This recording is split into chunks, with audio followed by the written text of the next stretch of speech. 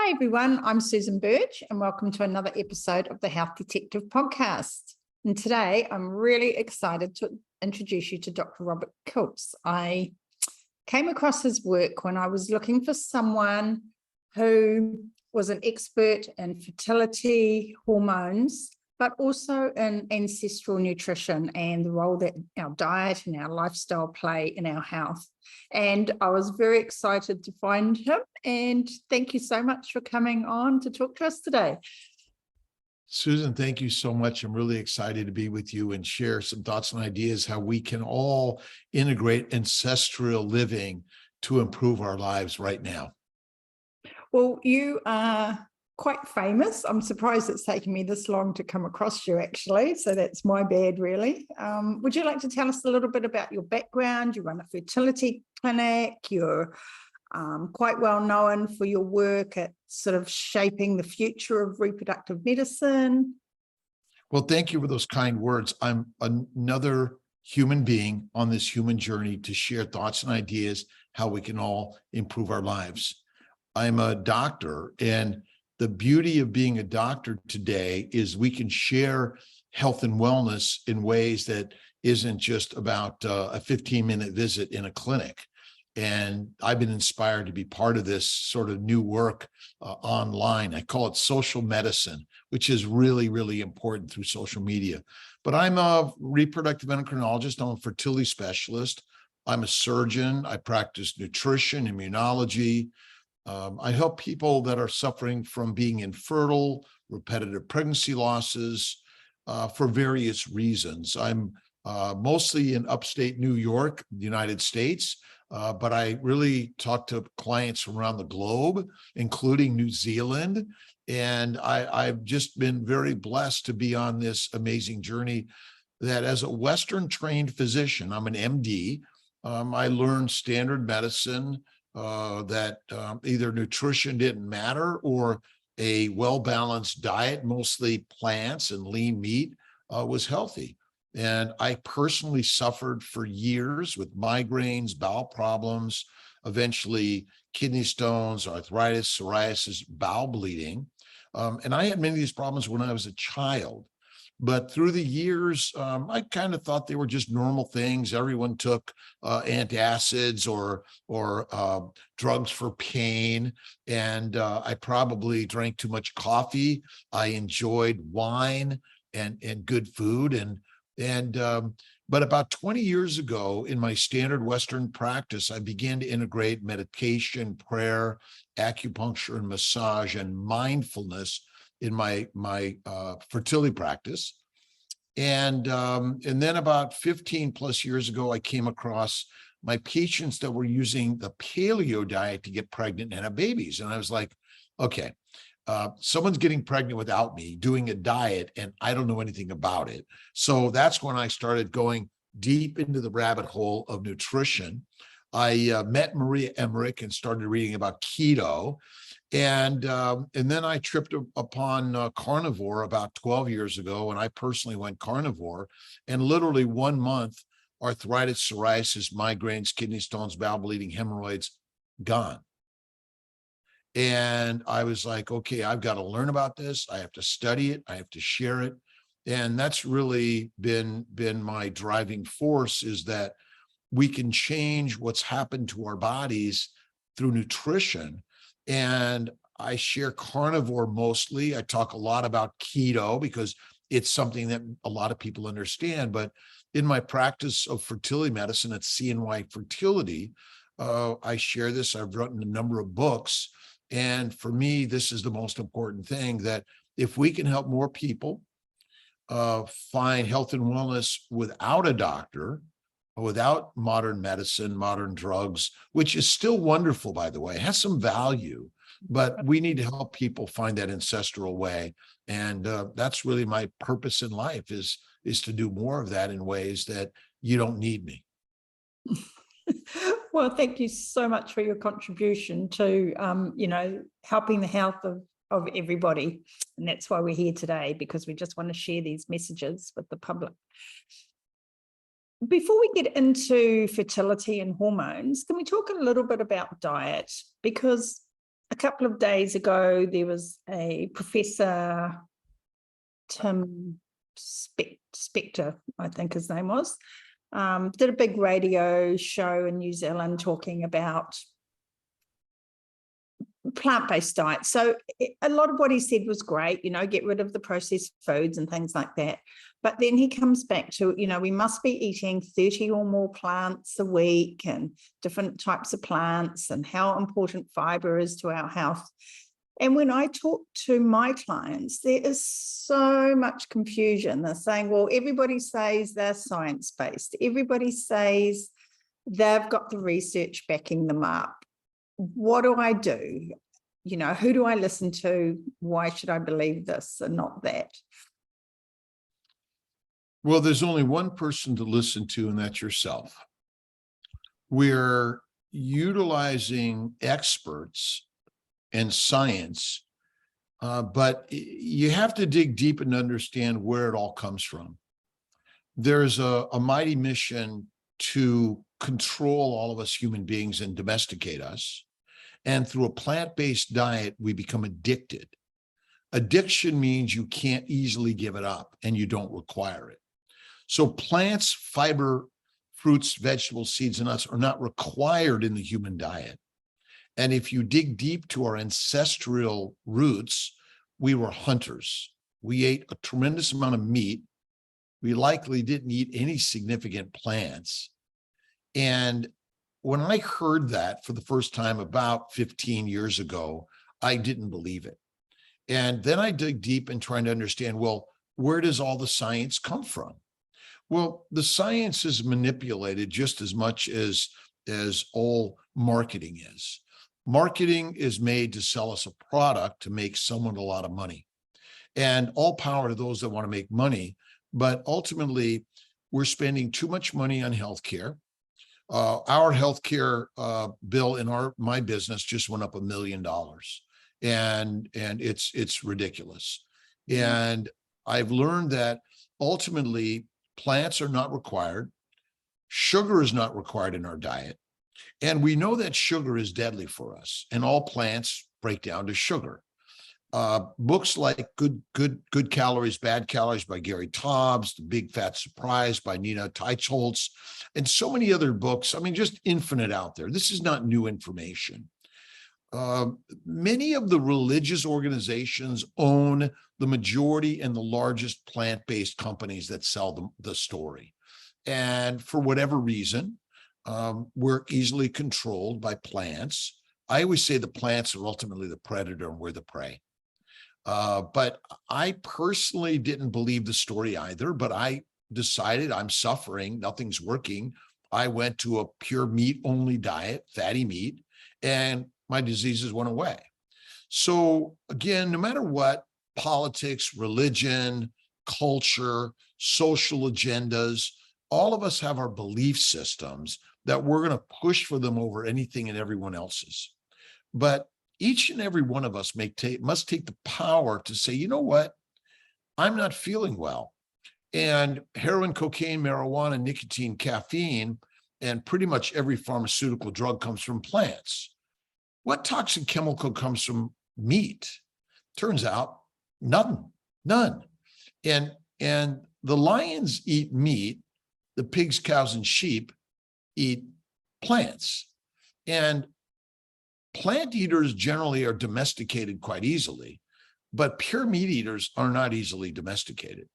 And so the more I practice this, the more I share it, you're going to hear the opposite story all day long and everything about life. And you've got to take the power. You've got to become your own master.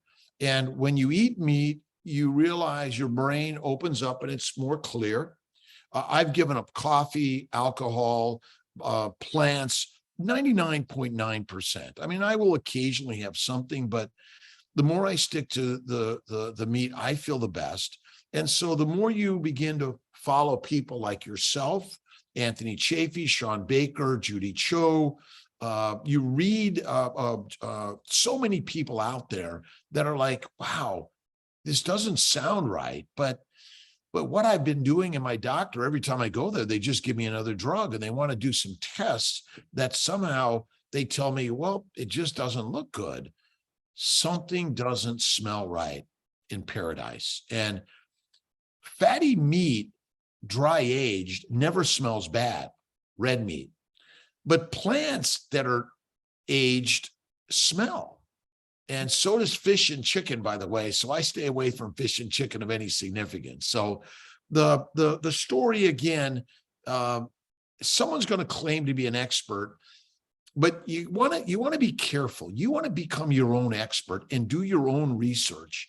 But again, you've got to do the scientific experiment yourself because you're the only one. And when you feel like you feel, you'll know the story. Mm-hmm. And it's just having that confidence perhaps to make the changes that you need to make, finding a tribe that you can use to help support you with those changes. I think the tribe and the community is critical. That's why it's so beautiful to have our social media messages.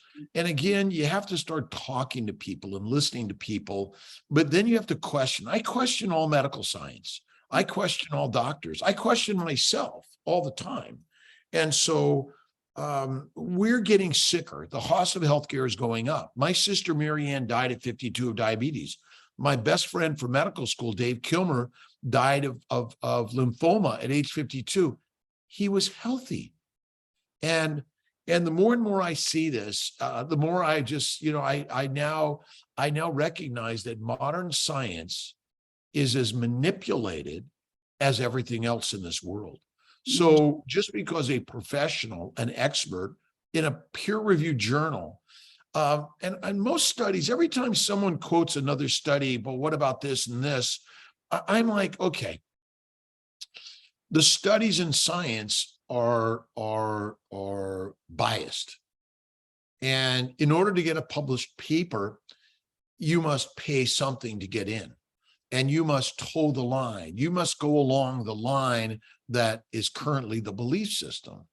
And since the 5% holders of 95% of the money control the story, and the story is eat fruits and vegetables, seeds and nuts. But the last time I looked, alcohol is made from fermentation of plants, correct? Mm-hmm. So when you eat those plants and the microbes, which are deadly inside our bowels, and then you're taking a probiotic, which essentially fuels the fire of fermentation, you're basically making alcohol in your belly. Moms are making it, babies are making it, young children are making it, young and old are making it. So we're already addicted to alcohol and carbohydrates and plants before we're born. Mm-hmm. And so the story is mighty manipulation. They're trying to sell us Bitcoins, and they're trying to sell us on things that make no sense, and we know it. But you need to become to the lion side first. When you start eating like a lion, your brain opens up, your energy becomes expansive. I'm 67 almost. I've never felt better in my life. Mm-hmm. And do I sometimes eat my ice cream with a little sugar? Rarely. Well, do I once in a while? I sometimes eat French fries, but rarely. Mm-hmm. And so daily honey and daily fruits are feeding the fermentation system in our bowels.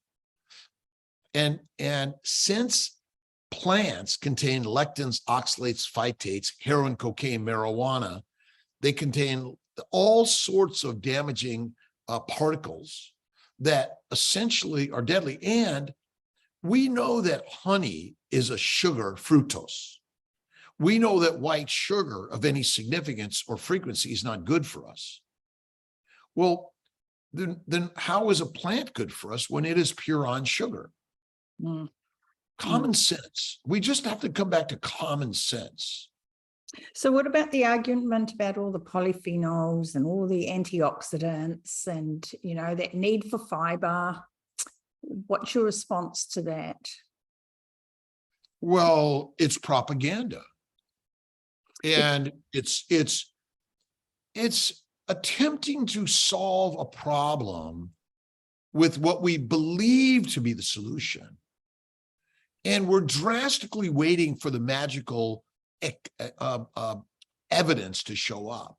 Mm-hmm. But we're feeding our bowels fiber. Fiber is like steel wool. Would you put steel wool in your bowels? No.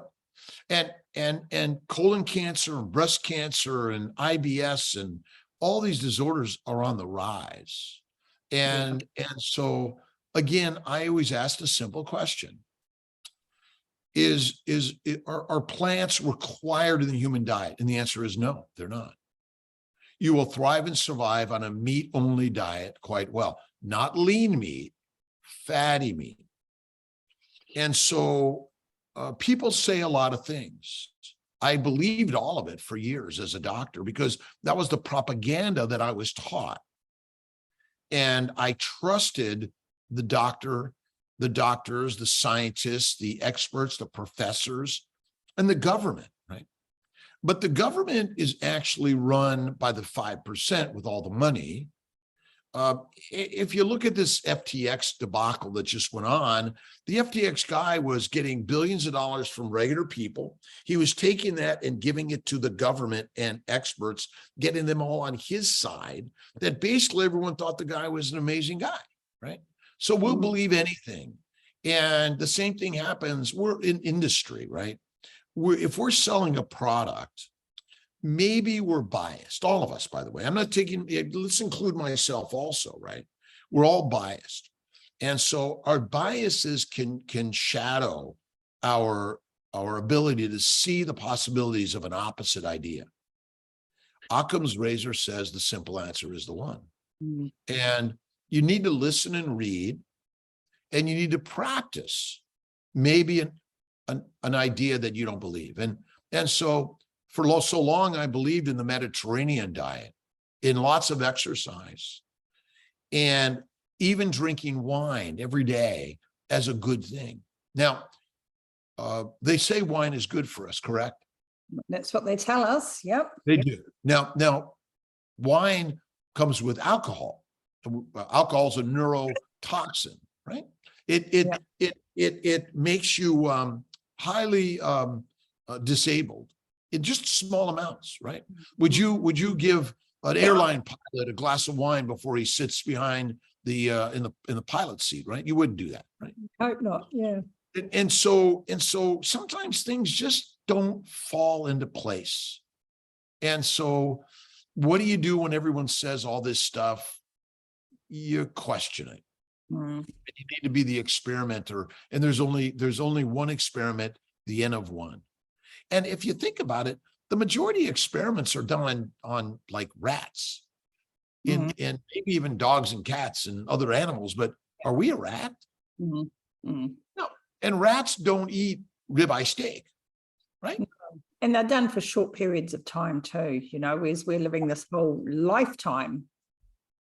You know, again, even people that are watching Dr. Saladino eating honey and fruit and claiming he's healthy. But when my best friend Dave Kilmer died of cancer, I recognized that sugars cause glycation. And Otto Warburg figured out over 100 years ago, right around there, that sugar is the cause of cancer. So, you know, smokers and heroin addicts and people, alcoholics, have babies and they might act and look healthy at any moment. But that's not a measure of some long-term exposure to these things. And we do know that people can drop dead fast, and quite commonly in COVID, right? Why did healthy people die of COVID? Well, because they weren't healthy. Yeah. Because the label of healthy, again, someone says, I do this and I'm healthy and look at me. It's like the Liver King. You know, the Liver King's got this body of a bulk, you know, of the Hulk. Well, like, does that make any sense anyway? No. And we're highly duped. We're so easily fooled. Science and medicine experts are no different in their inability or ability to give us honest answers and ideas.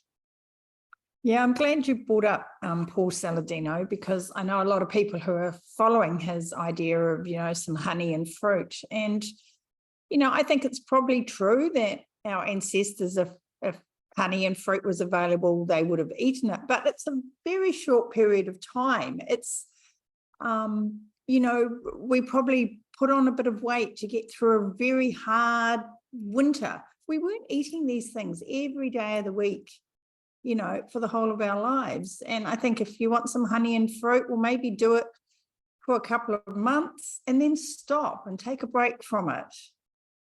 Or a couple of days or a day or a little bit or once a month. But, see, the problem with our stories is we give a story of our ancestral lives. Yeah. That's irrelevant. It's completely irrelevant. We do know that honey is fructose. Yeah. And that's very damaging.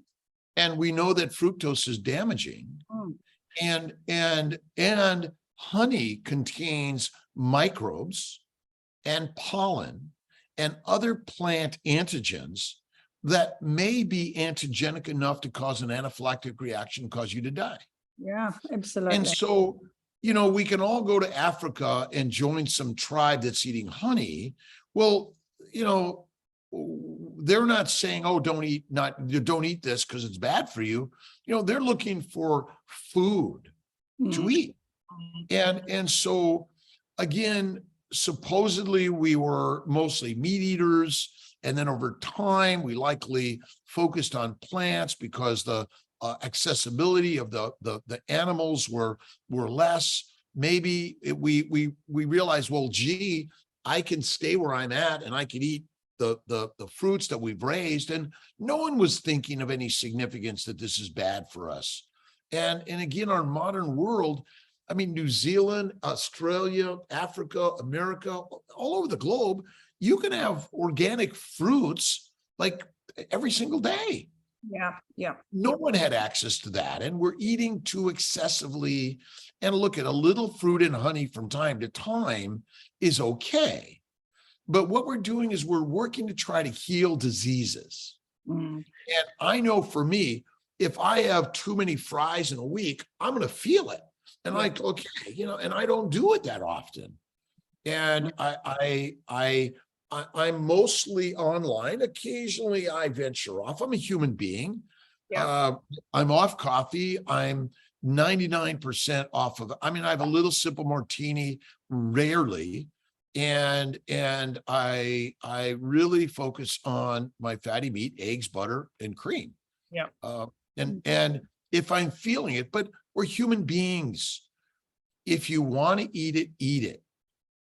But you got to know this. It may be the cause of cancer, hypertension, diabetes, brain fog, or migraines, or XYZ. Being carnivore doesn't mean you're going to live to 120 and not going to get a disease. We don't even know that for sure in any of us. But at the same time, I don't need my doctor very much anymore. I don't go to my doctor. I don't do blood testing. And I don't take any medications of any frequency or significance. Yep. Well said, I think. Thank you. And that's a great segue into getting into fertility, and then perhaps we can talk a little bit about hormones. Absolutely. I have family members who have fertility problems, and I had, a friend who was having fertility problems who was a vegetarian, and I did convince her to eat a bit more meat, and she found she did get pregnant, and she found she had this craving for meat through her pregnancy.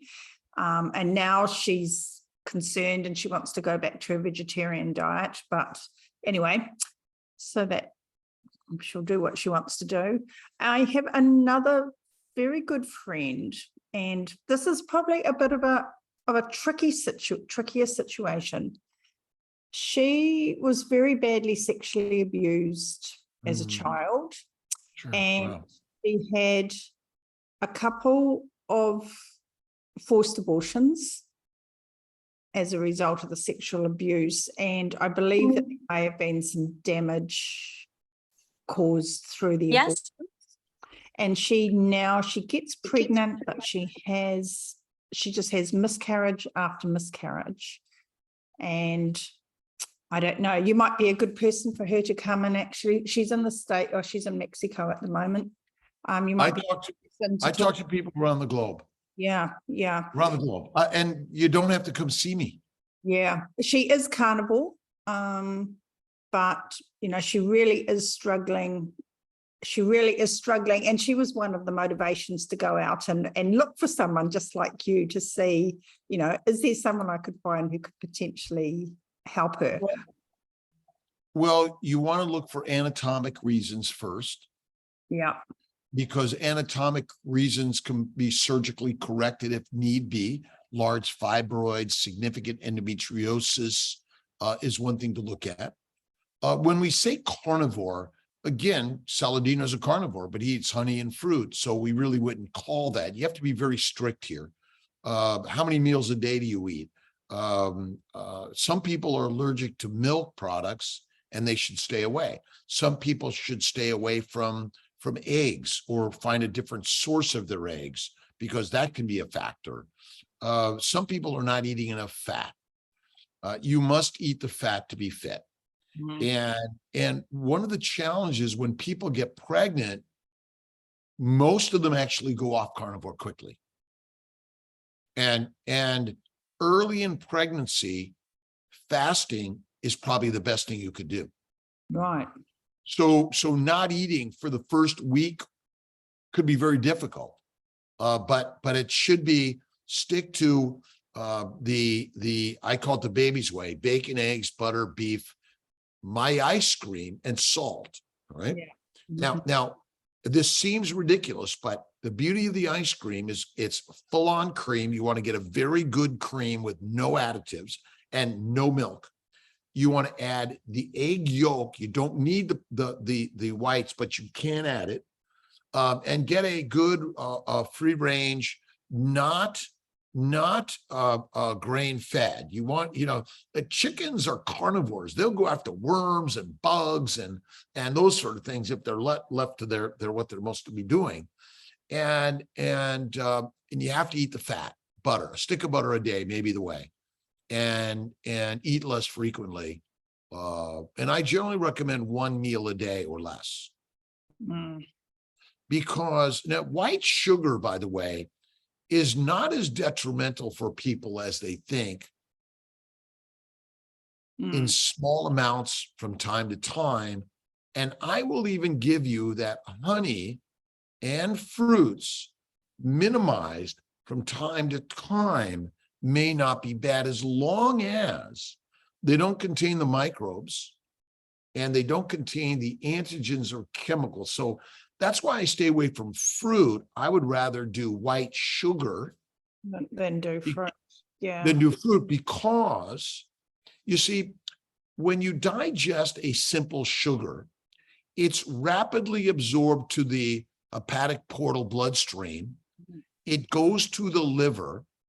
And if you have a really great functional liver and a functional pancreatic islet cells that release insulin quickly, the sugars will be converted to fat fast, and your overall glucose levels will stay lower, and your risk of glycation will be minimized.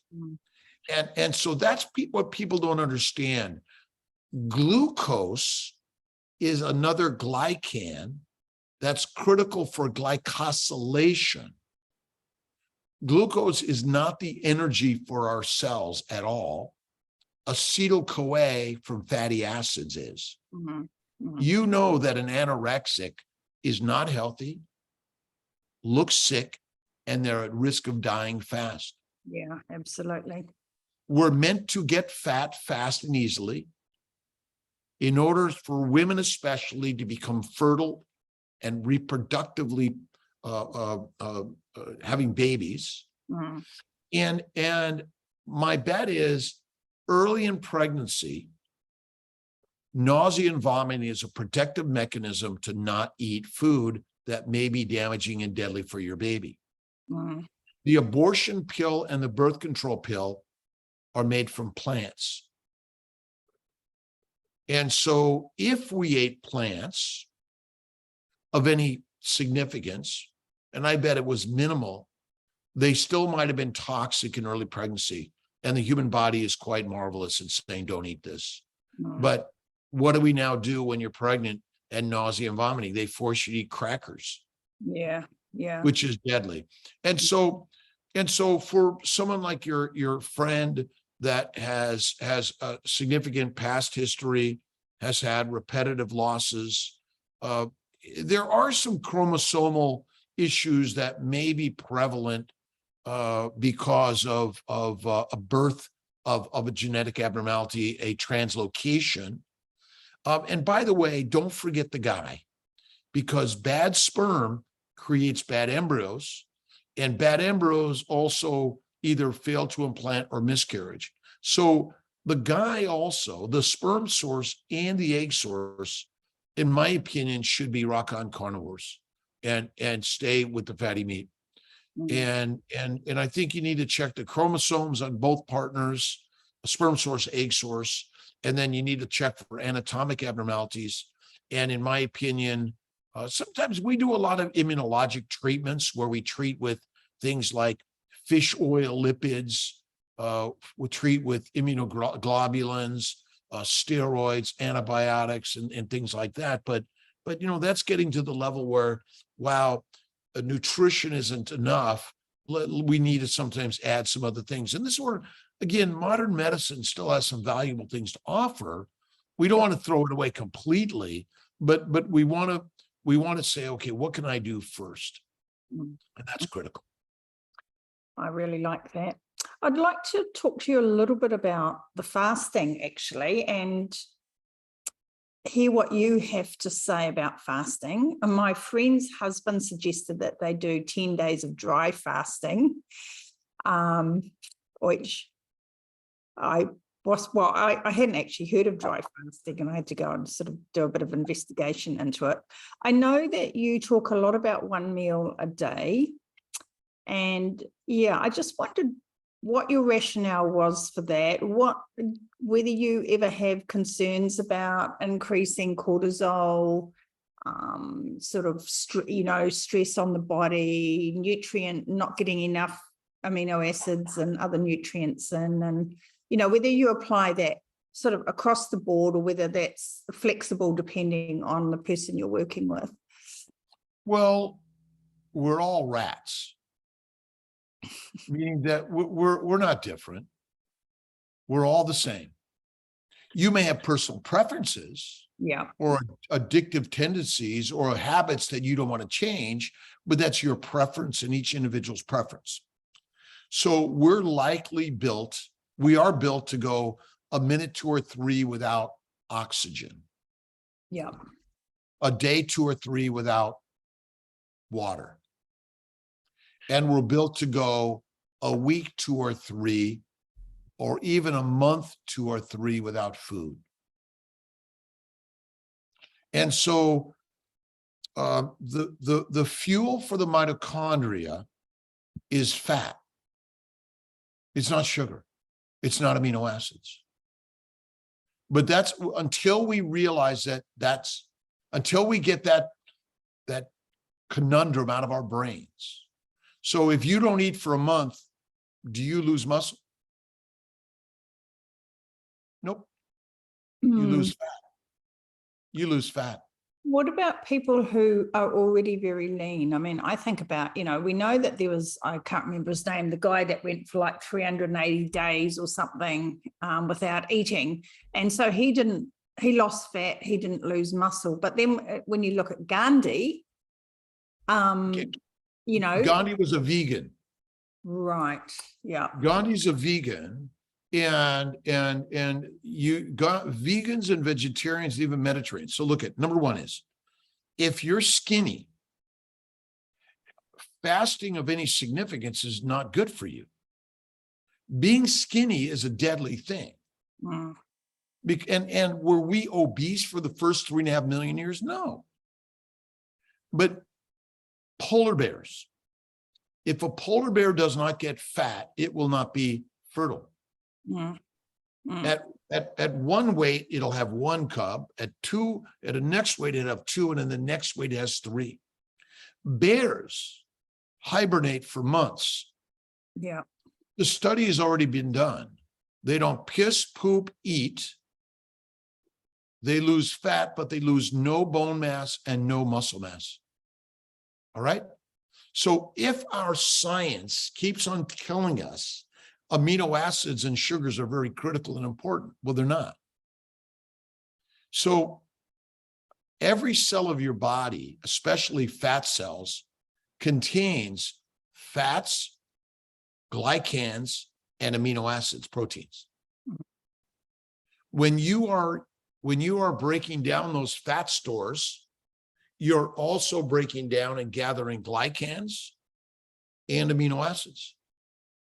All right. So are those amino acids coming from our muscle though? No. Every cell of your body contains proteins. You see, we think a protein is only in a muscle. Well, I've always, well, not always, but I've learned, or, I talked to Dr. Robert Wolf earlier this year, and, he was explaining that muscles are our reservoir for the essential amino acids. Okay. Every cell has a cytoplasm and an endoplasmic reticulum. Mm-hmm.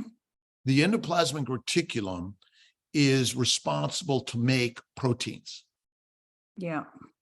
The DNA in the nucleus guides the RNA to then make proteins. Mm-hmm. How fast is a protein made in every single cell of our body? Really quickly. Speed of light. Yeah. Okay, speed of light. Yeah. Okay. So, Now, what percentage of our proteins are glycosylated? oh, I don't know, but probably far too many. No. I didn't say glycated. Oh, I said glycosylated. Yeah. They're two different things. Yes. See, no one talks about the glycobiome. Mm. No one. The Mm. glycobiome is the most important component of our body, because without it, you would die. So a COVID virus, how do we know if it's mutated? What are we measuring? It's sugars. Yeah. Sugars are glycans. They're the barcode. They're the receptors. They're the key. They say friend or foe, come in, stay out. Mm-hmm. The glycobiome is a mucopolysaccharide layer that coats every single cell, Yeah. your bowels, your vessels, your lymphatics, your peritoneum, your brain, your neurons, okay? And so the endoplasmic reticulum makes these proteins. They then get glycosylated either in the ER or in the Golgi apparatus in order to give the proteins functionality. Right. Yeah. Without it, we're not functional. That's why glycation, the abnormal binding of a sugar It's to so a protein, dangerous. okay? Yeah. Glycation and glycosylation. Now, so you see, we study science, and all this sugar science is based on a consumption of plants, correct? Yeah. Yeah. But we're not required to ever eat a plant. Mm. So we keep on studying a science based on a false nutrition. Mm. So until we say, okay, everyone, no more plants, eat fatty meat, eat liver if you want, I don't know if it matters, then we can really begin to look at the science. So if we can fast for weeks and months and even up to a year in some cases, depending how much fat you have. Yeah. Remember, 50,000 years ago, how many people were morbidly obese? I don't imagine there were very many. Very few. So you couldn't fast for very long. Mm. Mm. But if you look at nature, I was watching a show. I would love to watch nature shows.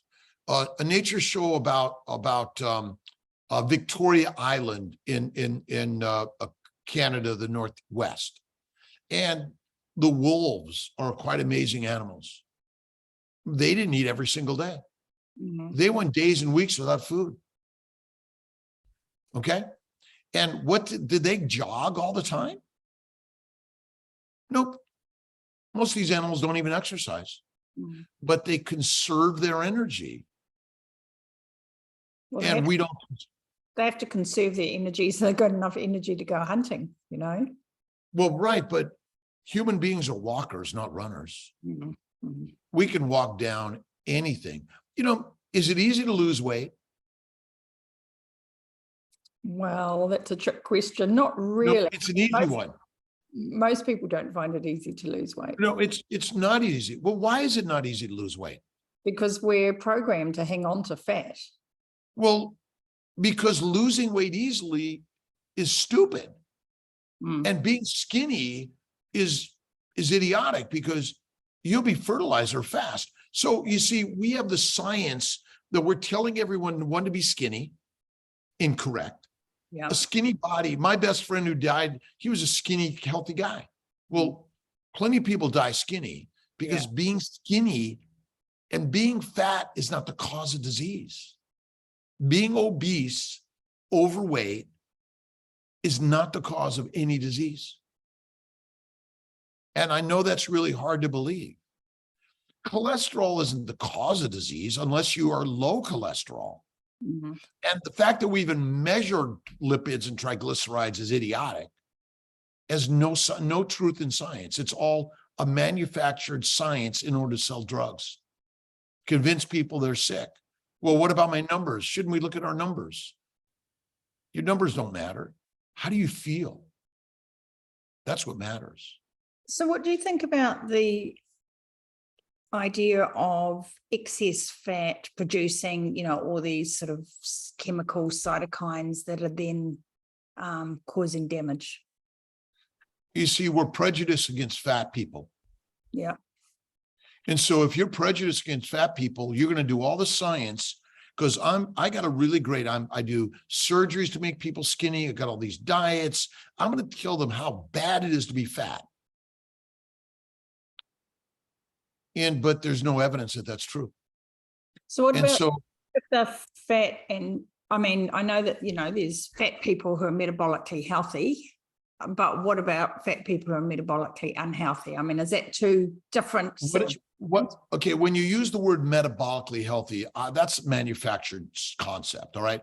So ultimately, plants are poisonous. Yeah. If you eat plants, whether it's honey, fruit, fibers, seeds, nuts, plant oils, those are all industrial products that are not required in your diet.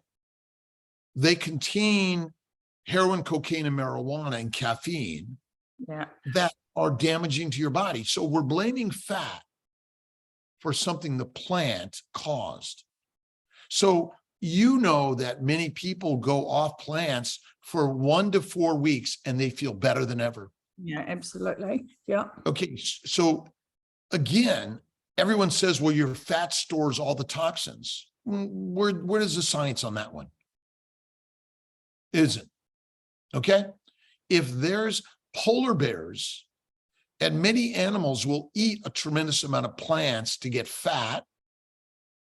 Okay. Mm-hmm. Mm. Now they have ruminant digestive systems or fermenting colons. Fermentation in our colon and fiber in our colon with the bacteria and yeast probiotics causes alcohol, heat and gas and methane. It's the direct cause of cancer. Kirstie Alley just died of colon cancer. My best friend has died. Many people are dying of these diseases, breast cancer. And we're blaming obesity, but it's the plants. That's only cause. So what about type 2 diabetes though, you know, and I know there's plenty of people, skinny people with type 2 diabetes as well, but in terms of how we've been conditioned to use the word metabolically healthy, how do you describe type 2 diabetes? Okay. So if you eat 3 meals a day of complex carbs, since the day you're born to the day you die, is your bowel ever empty of digesting food? No. Okay. Keep that simple concept in mind. That means plants are breaking down in your intestines 24/7, 365, even though you say you're fasting, correct? Yeah, yeah. And So then I guess there's also that if we're talking about the mitochondria and the electron transport chain, there's that backup of energy constantly in that mitochondria as well, as you know. well, oxygen is the rate limiting factor to ATP production. Mm, You can't save ATP of any significance. Sorry. Fat is the fuel for the mitochondria, and that is it. right, yeah. Acetyl-CoA is a ketone body. Mm, It's a carbon chain that's broken off from a fatty acid. How fast is a fatty acid cut off in a 2-carbon particle from triglycerides? Speed of light. mm, That's why anorexics die fast. yeah. So if you're eating 3 meals, complex carbs, 24/7, you're secreting glucose into your bloodstream, the hepatic portal system. Yeah. The hepatic portal system shifts and sends the blood from the bowels, the sugars to the liver. Okay? Yeah. Is sugar good for the liver in any significance or frequency? No. No, it's not. Causes glycation. Yeah. So now insulin goes up when you're consuming sugars, doesn't it? Yeah. What's the function of insulin? Well, it's a anabolic hormone, so it's a building block of the body, and one of its jobs is to get your glucose out of your bloodstream and into your fat cells Nope. or into your cells. Nope. Here's my theory. And this is a very easy one. And I've got 2 diseases to prove it. So number 1, sugar goes to the liver, insulin's secreted. Yeah. Insulin's job in the liver is to convert sugar to fat fast. Right. Because your bowels are full of sugar all your life, it's amazing that most of us aren't sicker younger. Mm. Okay? So if your liver is damaged 25%, that means your liver can't convert the sugar fast enough to fat. So now you're spilling excess sugar out into your systemic bloodstream. Right. And now that's where you're getting your diabetes. You get glycation. Yeah. Okay? Yeah. So now amino acids, what happens to amino acids when you eat them? Well, my understanding is amino acids go to your muscle stores, but they go to your liver as well. Some of them are converted into sugars. Okay, so keep it simple. Occam's razor. See, the problem most human beings can't understand is forgive us, we talk this scientific conundrum that no one can figure it out. Yeah. Number 1, you can eat sugar and protein, and you can easily convert both of those to fat in the liver, because Yes. you must be able to do that. Okay. So if you have no insulin, I don't care how much sugar and amino acids you eat, you will die emaciated and skinny. If you have liver failure, you will die emaciated and skinny, even though you have a ton of sugar and a ton of insulin in your bloodstream. Because the liver is the only place in your body to convert amino acids and sugars to fat. Because fat is the only metabolic chemical to make ATP from the mitochondria. Yeah. Otherwise, a liver failure patient would be getting fat, and they'd have subcutaneous fat everywhere. They don't. They're paper thin, emaciated, and they cannot process the amino acids. So they get protein toxicity, amino acid toxicity. They get liver failure, neuroses. Okay. And so Every disease we're talking about is simply a plant poisoning and a lean meat diet. It's simple. If you're skinny, being skinnier is a deadly proposition. Yeah. Your body is basically saying, you're an idiot. Why are you trying to be skinny? In the last 3.5 million years of our evolution, you are at risk of famines, of starvation. And if the reproductive woman is not fat in her butt, her belly, her boobs, in some way, she's going to not reproduce.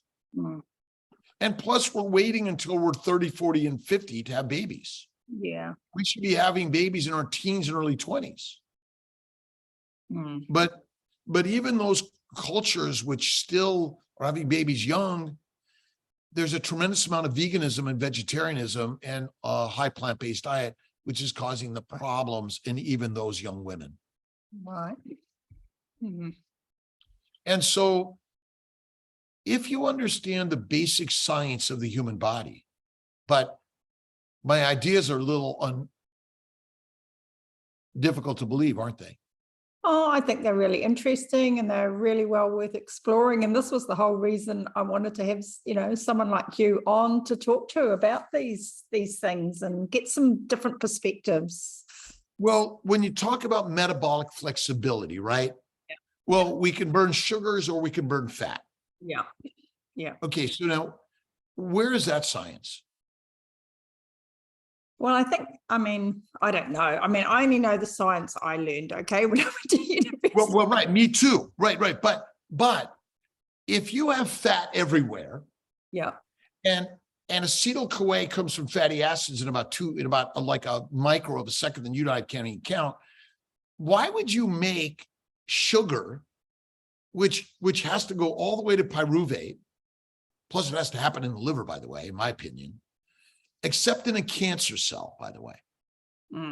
But the mitochondria doesn't make the ATP, the cytoplasm does. But, aside from the cancer, I presume that we have that pathway as an anabolic pathway for the fight and flight so we can really quickly ramp up our energy so we can run away and then kicks in to make that. But you're still assuming that glucose is faster. You need acetyl-CoA in the Krebs cycle. You must have acetyl-CoA. No acetyl-CoA, you're dead. So you can make acetyl-CoA from a short chain fatty acid faster than you can make it from glucose. Yeah, but I guess what I have learned was that it takes longer to release that short chain fatty acid out of into your circulation. No, you're okay. Have you ever drawn blood from someone that had no fatty acids in their blood? No. Do you think, remember, the cytoplasm, the cell is made of fat? Okay. Right, look, I think this is fascinating. It's super interesting. Look at fat is everywhere because we're always trying to lower everyone's fat, correct? Yeah. Have you ever cultural thing, isn't it? Okay, so we have fat everywhere. You will find if you find no fat on a human, they're already a corpse. Yes, yeah. Okay? So why would you ever use fat? And an anorexic is at risk of dying because they don't have enough fat to be funneled into the mitochondria. The cytoplasm of the mitochondria contains fatty acids all day long. And remember, ketones. Yeah, absolutely. Are ketones everywhere? Everywhere. Yeah. Does anyone ever have zero ketones? I don't think so. Nope. So this idea, well, your preferential energy is glucose. Well, that was manipulated by the scientists who were selling us plants.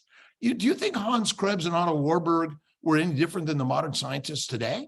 No. And that would be great to talk about the cancer again with Otto Warburg and. Well, but let me this is so important. Fat is the cytoplasmic provider of energy for the mitochondria, not sugar. So everyone forgets about glycosylation. Mm. Okay. Glucose is a glycan. Glucose, galactose, mannose, N-acetylglucosamine. Read about glycobiology.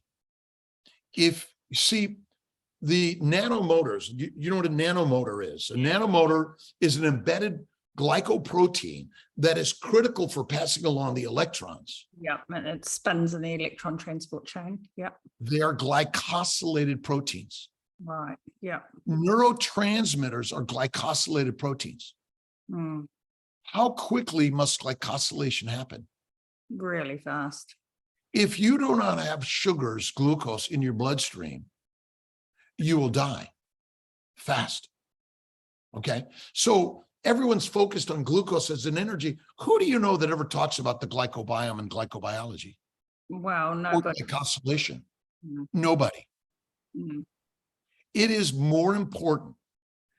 Carolyn Bertozzi just got a Nobel Prize over her work on glycobiology, because glycobiology is how they make the COVID vaccine. Glycobiology is how they make all the treatments for modern cancer. It's all immunology. Mm. The antigens and the immunoglobulins are glycoproteins. Oh, yeah. Okay, so we're so focused on metabolism and our flexibility, we are not flexible. Oxygen is the rate limiting factor, because glycation through sugars damage the microvessels. You've now reduced the amount of vessels that go to the cells. You cannot deliver enough oxygen fast enough to make the ATP. That is the rate limiting factor that says, I can't get enough oxygen in. That will stop you right away. Not fat nor sugar. Which is not the science we talk about. No, it's not. And it's certainly not the science that we're taught at university. It is not. It is not. It is not. And so these are very confusing concepts, because Otto Warburg and Hans Krebs, they invented their science. Remember, science is theoretical, all of it, correct? Yeah, until yeah. And even my science, I'm giving you my theory. Don't believe me. We have to go. But why would you believe Hans Krebs and Otto Warburg? Well, they were racing for the prize. The prize was fame and the Nobel Prize and money. Yeah. Are they different than anyone else today? No. Nope. And remember, where did they get their funding? Likely probably from industry, I suppose. Industry. Yeah. Industry. When was Kellogg's developed? Oh God, get on to Kellogg's. Kellogg's was in the 1800s. You got it. All of it was very developed for thousands of years. The pharaohs fed the masses grass and grains to domesticate them and have the slaves, soldiers, peasants, and prisoners. We are just following the Pope, the priest, the pharaoh, the president, and the professors right down to the death wish. And even our community of carnivores and ketovores who are, we're sharing a story that maybe is so complicated that most people can't even get it. Well, I think there's a lot more to this whole picture, and there's a lot more we're going to be learning over the next few years, that's for sure. But the story is already told. We're carnivores. Yeah. But we can eat plants from time to time. But if you take a little bit of heroin, it might be your last time. And people die of alcohol every day. And marijuana is dumb. And so Occam's razor says the simple answer is the one. This is why one meal a day, everyone says, well, food is too expensive. Well, if you only eat one meal a day or less, do you need more food? No. How many people eat fat? Well, I do. but we are the few. Yeah. And the majority of carnivores are still eating, in my opinion, a lean animal-based diet. Yeah. Yeah. That's called protein poisoning. It's deadly for us. You must eat the fat to be fit. You see, butter never molds, does it? I can go rinse it, I suppose, but I don't know if I've seen it moldy. I've not seen butter go bad. I haven't. Okay. So, I mean, maybe everything's going to go bad or eventually, but it dries out or something. But, you know, if you put animal fat as a lotion or a coating on wood, does it go rancid? Probably not. But my point a little bit is when you eat fat, it suppresses the microbes in your mouth, in your esophagus, in your bowels. Those microbes want to kill you and control you. They're not our friends. They're our enemies. But since we've been taught the story about probiotics, they're so good for us. Well, we're studying it in the face of a plant-based low animal fat diet. And it's another product to sell. I'm not chastising anyone selling products, but maybe we're wrong on most things, even in the carnivore world, even in this metabolic flexibility. If you cannot convert amino acids and sugars in the liver via insulin, you will die.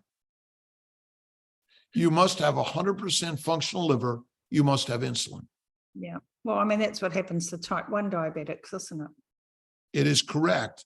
And so remember, 99% of us for the last 100 years or near that, let's just say 75 years, I'm almost 70, haven't eaten any fat of any significance. And so you're eating plant-based lean meat. Those are toxic to the human body of any significance or frequency. My sister got diabetes at age 4. And so we are killing our children, our grandchildren, and our elderly.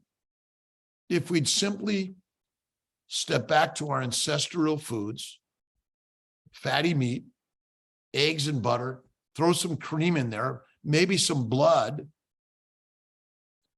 and eat less frequently, enjoy that one meal with your friends or family, right? And practice doing, to me, a 2-day fast once a week, a 3-day fast once a month, but you don't have to, by the way. Yeah. You don't have to. What's your thought about things like, you know, bulletproof coffees, you know, putting your butter or your cream in your coffee or your tea throughout the day? Do you think that's a problem in terms of, you know, the one meal a day, the fasting? Well, coffee and tea are toxic. Coffee and tea are toxic, and they're addictive. And I can just tell you from a coffee addict. I did coffee for years. I've been off of it now 6 months, and I feel better. But it's just another look at, we're lining people up to buy coffee, tea, alcohol, and carbs. We're racing to the market to buy baby food, bottled water, and toilet paper. Number one, is a pure-on carnivore, you need almost no toilet paper. Okay? Yeah. Which we all piss, poop, breathe, burp, fart. That's a human condition. You piss and poop and fart far less when you go carnivore. Fatty meat is a carnivore, not lean meat. And so and look at our conundrum over COVID and the flu virus that killed millions of people 100 years ago plus, and are still killing people. Dysentery is a leading cause of disease around the world. We are shipping grains around the globe to feed the starving people, which then requires them to have other assistance because ultimately they're all getting sick. Yeah. And cereals must be fortified along with milk with vitamins and minerals, because the optimal human diet, nutrition, I hate the word diet, is a meat-based, fatty meat-based nutrition. Mother's milk from a breast, then meat from a bone. And you will be the healthiest, most amazing you'll feel your entire life. And you begin, anxiety, depression. I believe even suicide and criminality are reduced, if not eliminated. Well, I do wonder how much nutrition, poor nutrition is playing, and the suicide rates, increasing suicide rates we have in this country, and the increasing depression and anxiety and I know for myself, sort of 20 something years ago, 24 years ago, whatever, I sort of went low carb and then found I had the ApoE44 gene and sort of investigated that and realized that my genetics came from the people who just ate carrion and fatty meat, and they didn't have carbohydrates in their diet. And then I got thinking about, the supposed risk of increased for Alzheimer's. And I'm like, well, that's type 3 diabetes. So, and so that led me into, a fatty meat diet, really. Well, you see, genetic testing is a farce. Okay? Yep. Because our epigenetics, you have to read the biology of belief, but what if the food we eat also damages the DNA? Yeah.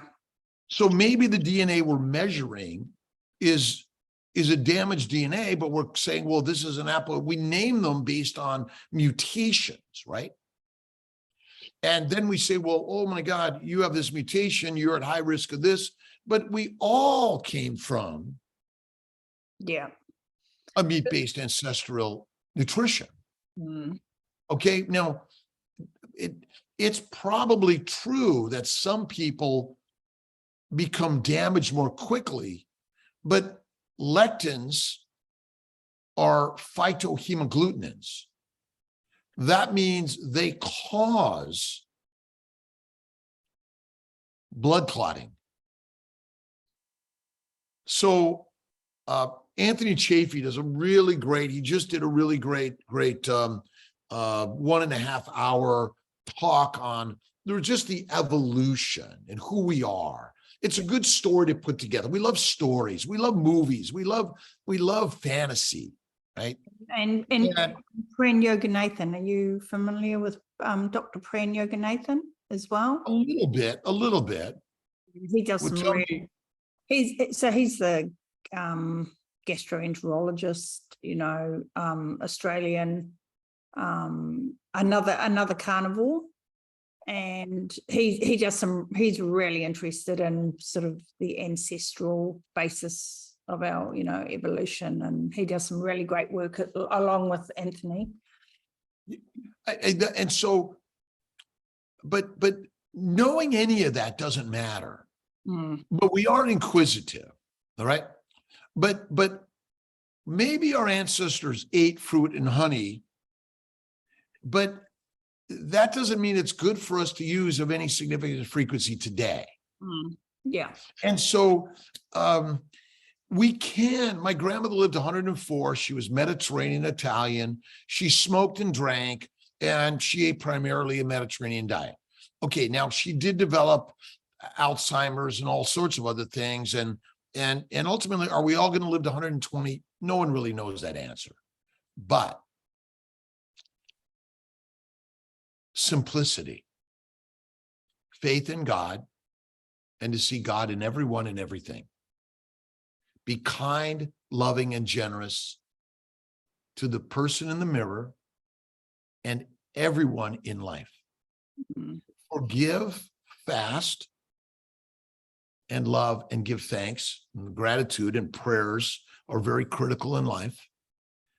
1 meal a day or less. Because for most of us, that's all the fuel we need. your body is used to that for the majority of its evolution. And our bowels, to truly be fasting, you need to eat no food for days to get clear all the stuff out of the bowels. Look at bears. They hibernate. They don't lose muscle or bone. And you don't need to exercise. You need to get out and participate in life. Go for a walk with your dogs. I see you have 2 beautiful dogs. And just go for a walk. Go sit and watch nature. Watch a nature show, or watch someone like yourself and listen and learn. You know, that's the beauty here. But we don't need to lift weights or run marathons or exercise every day. No. Just participate in life. That's what this is really about. And that's where I think,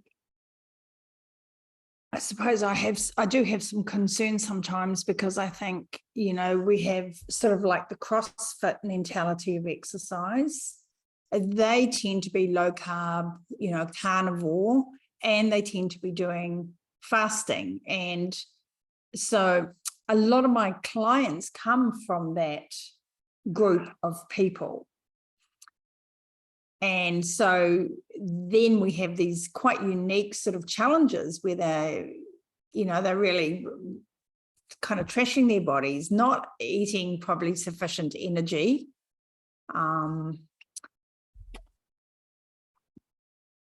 I don't think input of sufficient food is our problem, because the majority of the problem is eating too much. That's it. This idea that you have to keep fueling your metabolism and you must not be getting enough nutrients, I just don't believe it. But I do agree we're exercising too much. Even me, I do some weights, but I'm noticing my shoulders. I mean, a Ferrari eventually ends up in a junkyard or in the museum, but it's not being driven. So this is why I love to do pottery and painting, and I love to do this. So I got, my evening. This is beautiful to be able to talk to you and share with people around the globe. And I take my naps. I take 3 meditative naps a day on average, 10 minutes. I read incessantly. I listen to books. I listen and love to watch. We do a book a week on the Kiltz's Mighty Tribe, the 5 a.m. meetup. But again, and I love reading spirituality, positive thinking, creative ideas. I love to read about nutrition and just, I love to read about the evolution of all cultures. And I love to read about religions and science. And look I'm not chastising any scientists or bloggers or people who share something that I'm like, wait a minute, because everyone has the right to put out their story. So I really am not here to chastise anyone's story, because it's judge not lest ye be judged. Love, listen and learn, 2 ears. Yeah, one mouth. My partner, Tia, she always puts little notes of listen, just reminding me. Yeah. Because my daughter and I have that interrupt gene. Oh, yes. Yeah. Oh, well, this is amazing. And we've got quite a long way away from, just talking about fertility and hormones, but in a roundabout way, we're actually talking a lot about them. It's all related. There's no, the most important thing in life is reproduction. Yeah. If you're not reproducing naturally and normally, you're not healthy. Mm-hmm. You may look and feel healthy, but if you're not reproducing, you're not healthy, because we're born for only one thing: reproduction. Yeah. We're not born to be bloggers or doctors or artists or XYZ. Those are just our feathers, our jewelry to attract a mate. That's it. We're no different than any other animal. Yeah. So before I pushed record, we were having a very brief, quick little chat about menopause. And I also have a lot of female clients who feel that they're going through the menopause. They have the symptoms that we've all been told are menopausal symptoms.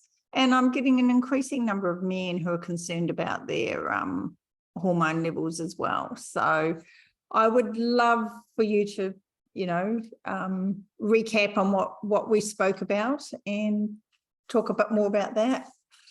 Well, I did a really great interview with Elizabeth Bright.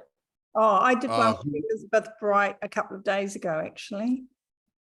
Good fat is good for women, menopause. Yeah. And it's actually good fat is good for women, good for men, menopause. Is really she's a rock star, and in my opinion, once again, pharmaceutical agents to treat the symptoms that are not related to natural menopause. They're related to inflammatory conditions that damage the ovary, damage the adrenals, the pituitary, and the brain, and the nerves that make it's almost, think about menopausal symptoms like an epileptic seizure.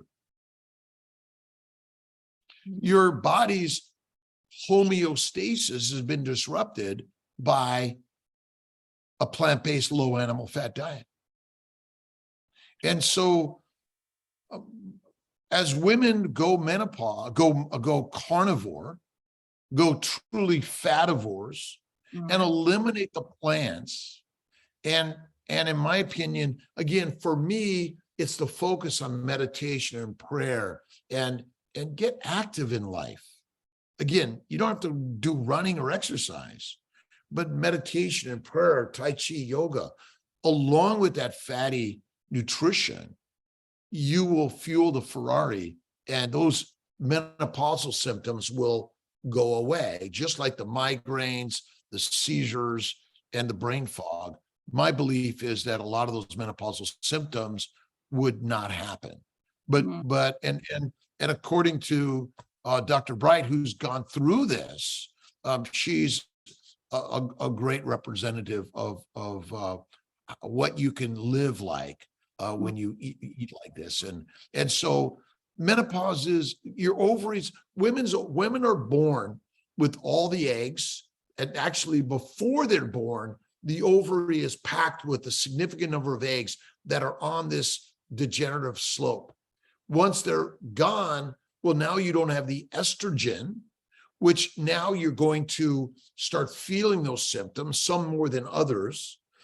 But because the ovary is extremely at risk of a significant amount of inflammation, glycation, remember, you're eating sugars since the day you're born. Actually, before you're born, your mother was eating sugars and plant antigens and plant estrogen, progesterone, and testosterone that are already damaging the testicles and the ovaries of those babies in utero. And so you're being set up and you're damaging your nervous system. So it's highly reactive, right? Highly reactive. Light and sounds. I mean, how many people are so sensitive to light and sounds? Well, when the body can't control its temperature, it's essentially having a seizure, and that's inflammation. And so, in my opinion, if you can convince your mother as you're being created to eat like a lioness and practice fasting and stay away from alcohol and caffeine and nicotine and stay away from teas and coffees, and especially stay away from any other fizzy drinks other than Gerolsteiner. I believe our symptoms of menopause will be significantly relieved, if not eliminated, if we allow the natural progress to happen. Well, Elizabeth and I talked a lot about, how the hormone function, the sex hormones are switched over to the role of the adrenal glands. And then, of course, the amount of stress that we have, going down that DHEA and pregnenolone, and we just don't really we need the fats in our diets to be able to make the hormones that we need. Well, again, you're right. Cholesterol is critical for your hormones. The ovary still makes some hormones in menopause, but the adrenals are making the cortisol and the other mineralocorticoids and androgens. But it really is, you want to reduce inflammation. See, inflammation is the cause of all disease. All these neural pathways and these hormonal pathways are really great, but the Cori cycle, the Krebs cycle, again, they're distractions. Inflammation is the leading cause of every disease. The leading cause of inflammation is sugar. Glucose, galactose, fructose, mannose, N-acetylglucosamine, all of them. They come from plants, and the majority are glucose and fructose. Those are the majority that are damaging. And so then the antigens, the chemicals, the fermentation, those are the four top things. So if you can just get to that concept, I think whether it's your adrenals, your ovaries, or other neurotransmitters that are factors, I think that's critical. But you're right. The stress, dead people have no stress. Mm-hmm. Stress is natural in life. And problems are natural. Troubles are natural. But our ability to que sera, sera. Yeah, how we respond and react to them is the key, isn't it? And it takes practice. It takes meditation. It takes prayer. It takes love. It takes the moment to look at the troubles in the child, even menopause or even cancer, whatever it is. How I will die, I do not know. Because, even those that are, again, I may drop dead tomorrow. They might find cardiovascular disease everywhere. All right. But it's how you live and how you choose to live that is so important. Every day. And that's the critical part to the story here. Well, what about this? And what about this? And what about this? I don't know. We're making it up, all of us. We are all making up this theoretical story of how it all works. This is our current belief system, right? I will bet $1 billion. Glucose is just another glycan. The liver's function is to make fat out of amino acids and sugars. Fat cells contain amino acids and glycans, and that's one of the sources of amino acids and sugars. And fat is the fuel for the mitochondria. And when the mitochondria die, the cell dies. Yeah. Except a few cell lines will convert to cancer. A cancer cell is just another cell just hanging around doing its business. And we have given it a toxin that's killed its mitochondria. Now, it says, oh my God, this is a bad environment. I'm smart enough to gather all my DNA and let's metastasize and find a new place. But every place in your body is deadly and dangerous. You see, the cell is the magic. And if you understand that every cell of your body is essentially the same, they have different functions within an organ system. Yeah. But they're all exposed to the same toxins. The fuel for Ferraris is gasoline, correct?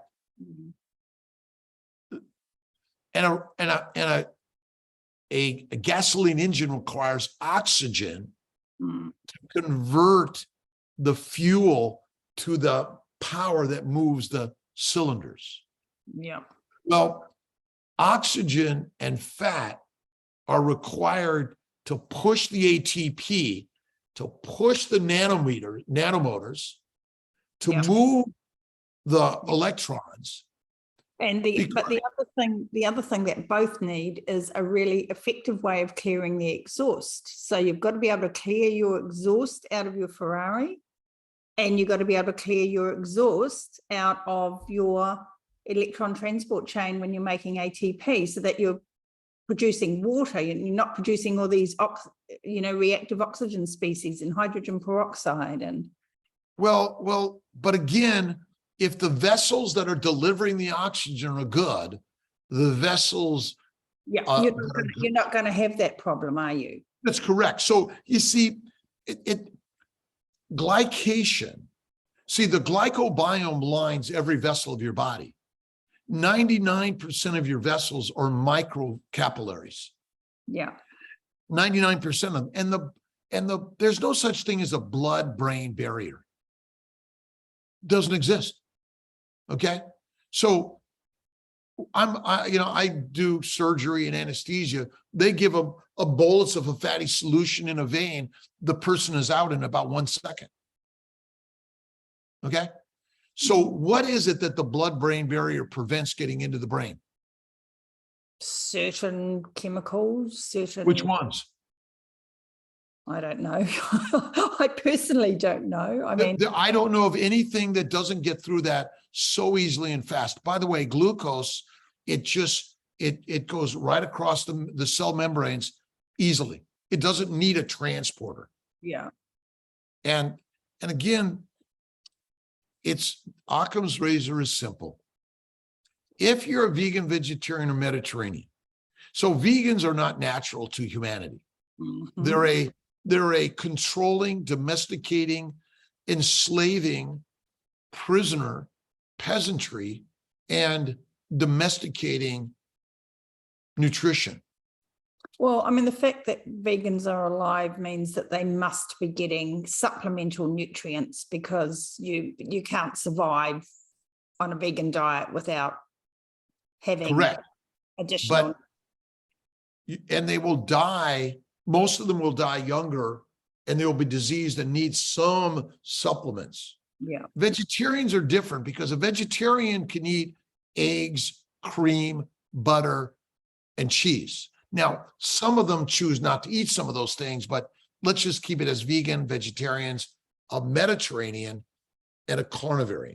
Yeah. Mediterraneans, for most of us, we eat lean meat and plants and olive oil. Olive oil, yeah. Which is a manufactured oil. It's a plant oil. It's a deadly toxic chemical, in my opinion. And so the proper human diet, as my good friend Ken Berry says, is carnivore. Yeah. I call it the baby's way: bacon, eggs, butter, beef, intermittently feasting, and salt. And one meal a day is all you need. And if you want to lose weight, don't eat. But being skinny is stupid. Yeah. It doesn't make you healthy. And fat causes no disease. Imagine a human carrying 100 pounds of extra weight. Are they strong? Yeah. Try to carry an extra 100 pounds. Yeah. And look at your friend or neighbor that's 300 pounds and walking and going to work and participating in life, correct? Mm-hmm. The cause of disease is the plant-based foods they eat that causes glycation. It causes chemical damage, lectin, oxalate, phytate damage, and fermentation in the bowels. There we have it. Woo. This has been a really fascinating, wonderful conversation. Before we go, because I know you need to go to bed in approximately 20 minutes. And I said I wasn't sure how long we would keep this going. Can you tell us about your ice cream, please? I think your ice Well, is pretty cool, and I'd love to share that with people. okay. I'm a human being. Again, do not eat sugar of any significance or frequency, nor fruit or honey or vegetables of any significance or frequency. But my ice cream is a little hidden, and the recipe is on my website. My Fantastic. grandmother, Josemina, loved ice cream. My mother, Maria, loved ice cream. And I love ice cream. And so it's made of cream, eggs, and vanilla beans. Now, I made some yesterday, no sugar. Okay. Yeah. It's delicious, right? Yeah. Some people might add some chocolate from time to time, some fruit or honey from time to time. Yeah. Once a week, once a month, once a year. You choose, not me. Well, we have Christmas coming up, so there's a wonderful Christmas treat for all us carnivores. And many people, my good friends Serena and Jess from Carnivore Revolution, Yeah. they share it. And Bella and other people may eat or may not. Everyone's a little different, but look at holidays are not meant to be every day. They're meant to be a few times a year. And if you eat the carnivore way, and you might personally be able to consume these things from time to time, you control you, not me. But if you're worried about being addicted, well, don't use fruit, honey, or sugar or chocolate. You decide. But I do it from time to time, like my French fries or a sip of martini from time to time, but really almost never lately. And my coffee, I'm done. Tea, rarely. I'm done with that. And I drink. And don't overdrink water. We drink too much water. Less. Wonderful. I know for myself, I stopped drinking alcohol, and it really makes a difference to your, you kind of don't really think you're addicted to foods, but it really made a difference. And I stopped drinking alcohol and I stopped eating chocolate, and a huge difference. I stopped drinking coffee. My eldest son is 39. I stopped drinking coffee pretty much 39 years ago. I still drink tea, but it's pretty weak tea, and I usually have a bit of cream in it. So I drink it for the cream, really. I think, again, we all have to find and decide. Excessive exercise is bad. Yeah. Heavy lifting weights is not good, in my opinion. Yeah, I do exercise. I do like my weight training, but I'm very careful about not overdoing it. I think recovery is really important, and listening to your body is really important. I think that's true. And again, I think I agree. Alcohol is a toxin. Coffee and tea are toxins. But we are capable, again, it's back to honey and vegetables and things like that. We are likely capable of having small amounts from time to time. Yeah. And each person has to define. I'm really good at minimization. I don't believe in moderation. Moderation is not good. Minimation or elimination will make you the master. Yeah, I find moderation doesn't really work, Yeah. I find I've been interviewing a couple of the people who are the addiction specialists, Bitten Johnson and Annika Strandberg Smith, and which has been really interesting. And I found that, I'd try and moderate maybe my piece of chocolate, I might have a glass of wine and a piece of chocolate. And it was really hard to moderate. Like, I was having to use absolute willpower to moderate it, because once I had some, I wanted more. And I just found eliminating it. And now I don't even think about it. There's chocolate sitting in the fridge that someone gave me, and I don't even feel the slightest inclination to eat it. Well, again, a little bit of a sugar is quickly converted to fat in the liver Mm, when you have a healthy liver. mm, And so if it's a little bit of heroin, probably not good, right? mm, And so again, we drive cars, we fly in airplanes, we live in households with gas and other things. So there's some danger to everything we live in life.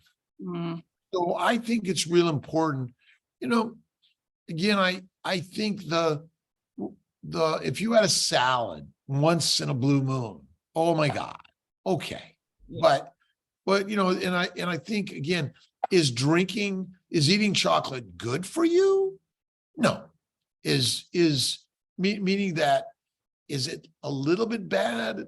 I don't know that answer, really. No. That's the hard part to all of this. Yeah. Yeah. But the beauty is we have a lot of different opinions and different ways of going about it, because this is where we're all different. We're all going to sort of be drawn to the ideas that make sense to us today. And I believe in general addiction is slightly a brainwashing. We've been brainwashed. And when we realign the brain to recognize, wait a minute, well, I'm told I'm addicted. And so I call myself addicted personality for the rest of my life, which again is a thought. Mm, And the thoughts, biology belief by Bruce Lipton is amazing. yeah, Thoughts create who absolutely. we are. Yeah. But again, we're all at different places in our lives that we need the voice Mm, that's giving us some direction of where we're at the moment. And, you know, having been someone who's been very compulsive, especially in my younger years, and, you know, probably had some anger issues and mood, kind of mood swings, I really learned very quickly that what I ate had an absolute huge impact on all those things. And, I can't think the last time that I can get a bit hot under the collar about a few injustices, but, I don't have mood swings. I feel really calm. I don't have that compulsive behavior that I used to have, which you could call addictions, like you just kind of repetitively want to do something. I think, and if I may ask you a question about your experience in menopause, but let me ask this. So, because I think our ability to give up something gives us strength also. Mm-hmm. And that strength is quite amazing. And I too, giving up coffee and alcohol of any significance has been like a game changer. The coffee, though, is even bigger for me because I've been as a child, I was fed coffee because I had bad bowel problems. Mm-hmm. And then I used Tums and Rolaids and Pepto-Bismol and Excedrin. And so when I finally give up coffee, again, I've been carnivore for nearly 12 years. I felt amazing, but coffee changed the mood. Mm-hmm. People said, you're calmer. Now, I'm not a calm type. I'm very dramatic. But how did you do in your, have you gone through menopause yet? Yeah, I have. So I'm 64 and I had no menopausal symptoms at all. And partly I put that down to when I was, completing my nutrition degree, I did some research into menopause. So I had to do a research project and I chose menopause. And I realized that it was like a Western sort of philosophy. It was a construct that we had that other cultures didn't have. And so that really changed my thinking. I was thinking, well, I was watching my mother and my mother-in-law, and other older relatives. And I'm like, God, there's no way I want to go through that. And I realized that nutrition was going to play a huge role in that process. So I adopted, an eating plan, and I've got through it. Yeah. I'd say unscathed, really. Are there addictions in our ancestral cultures? Good question. I don't know. It's not something I've ever really thought about. The question is there because, once again, we set everyone up for the fear and worry of the future. Yeah. And so we've been then given crutches through drugs to manipulate, and again, labeling us disables us. And then we have to have a crutch to hold on to. And that's part of the story. And the same thing goes with, I'm worried about menopause. Yeah. I'm worried about getting old. I'm worried about my addiction to X, Y, or Z. Right? And so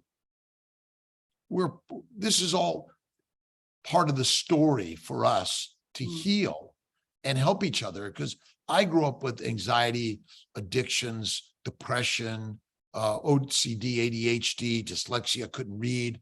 I was kicked out of school in a gang, couldn't read, my father in jail. And all that was related, I believe now, to the incorrect nutrition. Yeah. I was poisoned. That's it. We're poisoned. We're programmed to believe. Yeah. And then we live out the beliefs, like you say, Bruce Lipton. I'm sure a lot of the listeners would have read Bruce Lipton's work, but we do. What we think is kind of what happens to us. That's all it is. And that's why these stories about carnivore, again, if you're a vegan, vegetarian, Mediterranean, Wim Hof is a vegetarian. He's an amazing, amazing young man. I think if he's not 60, he's near there. But he does a lot of cold water therapy, meditation, and controls the mind, which is so critical in this journey. And that's why I talk a lot about keto versus strictly carnivore, because if you do meditation, prayer, fasting, and eat fat, even if you eat some plants, you could still thrive and survive. And so, really, to summarize, we really want to get rid of all that processed food, don't we? We want to get rid of all that stuff on the supermarket shelves that comes in packets, all those seed oils. We've had an amazing talk. It's been so much fun. But at the end of the day, the take home for everyone is get rid of that stuff out of your diet. There we go. Bacon, eggs, butter, beef, occasionally ice cream, intermittently feasting, one meal a day. And don't forget salt. Yeah. You gotta eat the salt. It's critical. So can you tell us where people can find you, how they can go and find your ice cream recipe, your website, and all the stuff will go on the show notes anyway. So, well, God bless you. Thank you, Susan. Pleasure. DrKiltz.com. Google Dr. Kiltz or Kiltz or whatever it is. You'll find me out there. I'm just grateful to everyone. I'm learning from you and everyone else, by the way, and every one of my patients, the community. I'm learning every single day, and I'm grateful to everyone. So God bless you, and thank you so much. And thank you. It's been a pleasure to talk to you. It's been the best. Thank you.